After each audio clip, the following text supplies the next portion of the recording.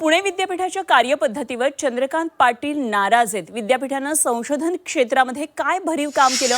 उच्च तंत्र शिक्षण मंत्री चंद्रकांत पाटील यांनी हा थेट सवाल उपस्थित केलाय। डेक्कन एज्युकेशन सोसायटीच्या कार्यक्रमामध्ये त्यांनी आपली ही नाराजी व्यक्त केली। दर्जात्मक संशोधनावर भर देण्याचाही चंद्रकांत पाटील यांनी यावेळी सल्ला दिला।